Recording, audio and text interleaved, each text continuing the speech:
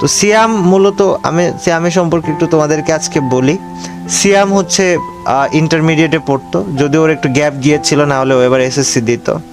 ও বয়স ছিল 20 বছর, আম্মার সাথে থাকতো, মাটি কাটাতে থাকতো, ইসিবি মাটি কাটার ওইখানে থাকতো।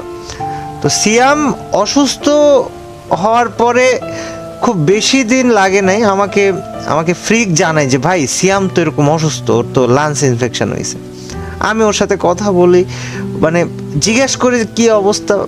বিশ্বাস করো ভাই, মানে কসম খোদার, ও যে একটা ছেলে, ও যে একটা মারা গেছে, ও যে একটা ছেলে, ওর কথাবার্তা কোনো জায়গায় তুমি বলতেই পারবা না যে ছেলেটা অসুস্থ, মানে ও অসুস্থ, বা ওর কথার মধ্যে এরকম ধরনই নাই। এরা আসলেও অন্যরকম একটা ছেলে, একটা ফাইটার তো ফাইটারই, মানে কথা বলার মধ্যে ভাই কোনো রকমের অসুস্থতার কোনো লক্ষণ নাই।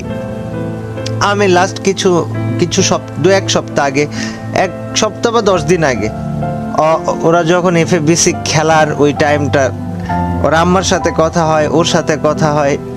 ও আমারে বলে যে ভাই আমি জিজ্ঞেস করি কি অবস্থা, তুই কবে সুস্থ হবি?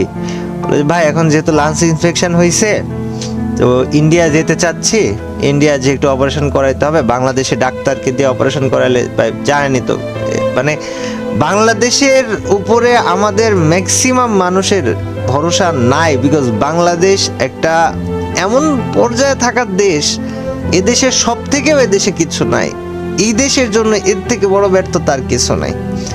আমার ছোট ভাই চিতা সিয়াম যে বেঁচে নাই, সিয়াম বলছে যে ভাই বাংলাদেশে চিকিৎসা করাবো না, আমি ইন্ডিয়াতে ভাই টিকিট করাইতে দিতেছি বা ভিসা করাইতে দিতেছি, আমি ইন্ডিয়াতে যে অপারেশন করবি। কয়েকদিন আগে কথা বললাম, আমি তোমাদেরকে বলি, ওর সাথে আমার লাস্ট কথা হয় হচ্ছে জুনের 30 তারিখে।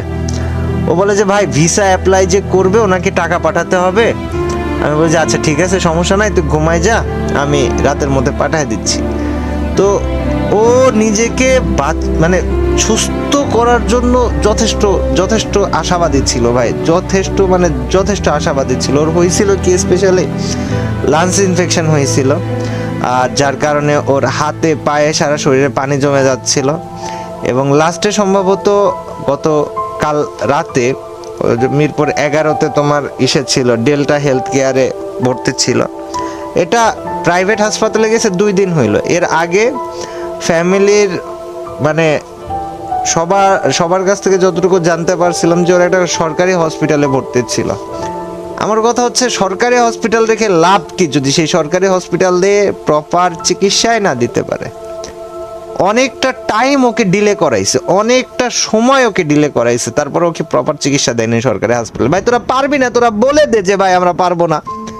ডিলে করাইছে, এবং অনেকটা সময় ডিলে করাইছে। মাত্র 2 দিন হয়েছে বেসরকারি হসপিটালে না পেরে বাধ্য হয়ে ভর্তি হয়েছে। তো ও গতকাল রাত্রে, আমি যতটুকু শুনলাম তানভীর মানে আমাদের ফ্রিকের কাছ থেকে, গতকাল রাত্রে সম্ভবত হৃৎপিণ্ডের ভালভে কোথাও একটা পানি জমে যাওয়ার